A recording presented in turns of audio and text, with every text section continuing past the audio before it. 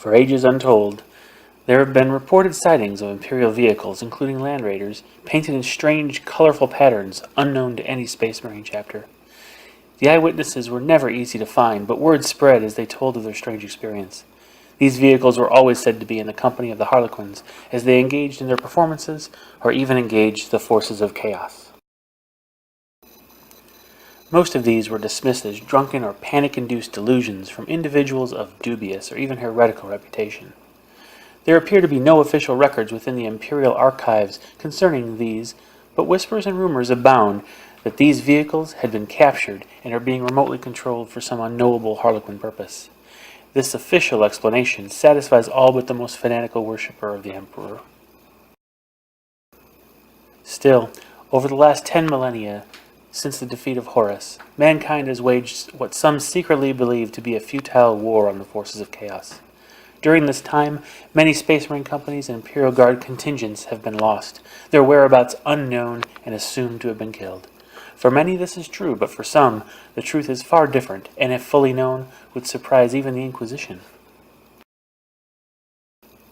Aware of the approach of Ranadandra, Kegorach, the Laughing God, had set his scheme into motion to expand his influence beyond the Eldar race.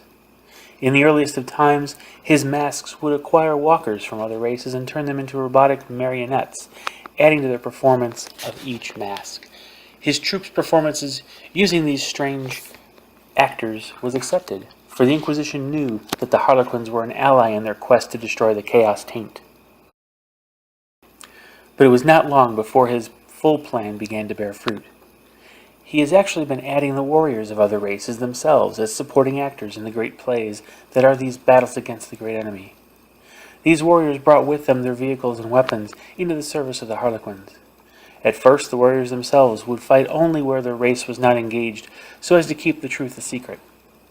If the risk of discovery was slight, only the crews of the vehicles would be deployed to reinforce the illusion of robotic control. Singling out those of other races who are sufficiently committed to the destruction of chaos, the Laughing God's messengers would arrange performances for these chosen ones. During the performances, which included the appropriate quantity of hallucinogenic gas, the spectators would be exposed to the selected truths about the Chaos Gods, Eldar Gods, and the Emperor himself. They would also receive their first glimpses of their race's place in the universal struggle. Almost without exception, the viewers would renounce whatever beliefs they previously held and pledge their loyalty to Kegorach. With each performance, the grand army of the Laughing God grew until the time was right to reveal it to the galaxy.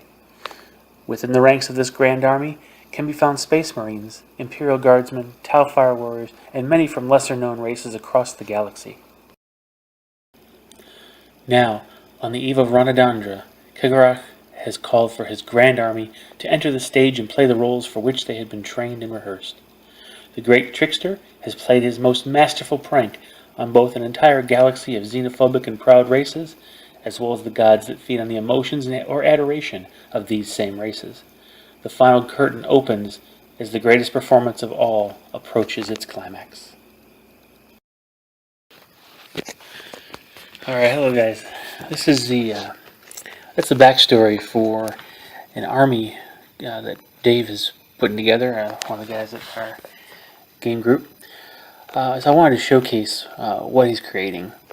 And his army isn't complete yet. He's still finishing up paint on and all the basing. But he's essentially taken the idea of the Harlequin allies kind of to a different level. And so I kind of worked on mine, kind of a backstory for it to go along with his conversions and what he's doing in this army. So I want to kind of take this opportunity to kind of show you what he's doing, and as a preface to the battle we're about to do. So I wanted you to get a feel for what you're about to see on Saber Duel number 2. So I hope you enjoy the model work. Let's take a look at his different models here. Alright guys, here you see the Space Marine Assault Squad he's put together. It's just a 5-man squad he's got so far. 2 flamers, 2 regular close combat weapon and bolters and bolt pistols. And then the sergeant actually has a lightning claw. And I think he has a plasma pistol too, but I don't remember offhand. Now, it's interesting, if you take a close look at the sergeant's mask and the Marine to his right, or to his left, I should say, you're right, you'll notice it's got a Space Marine head, but it's got the Harlequin mask. Now, I think in one of the cases he actually used a Harlequin head. In the other, he actually had to cut the face of the Space Marine to fit the mask. I think it looks really neat. It really brings the theme together. So that's his tacticals, or his assault squad. And here's a closer look at his dreadnought. It's a Contemptor with a multi-melt and power claw, or dreadnought close combat weapon. Now, he's got this kind of developing the story that I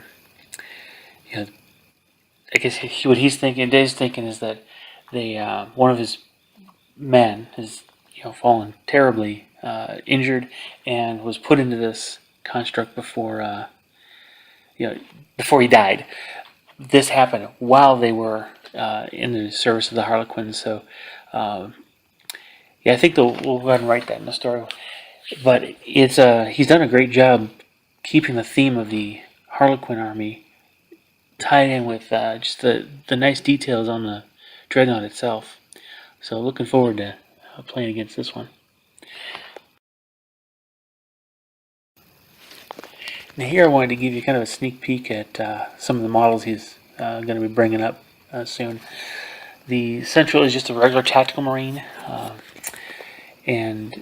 but to either side of him is to your left is a Sergeant.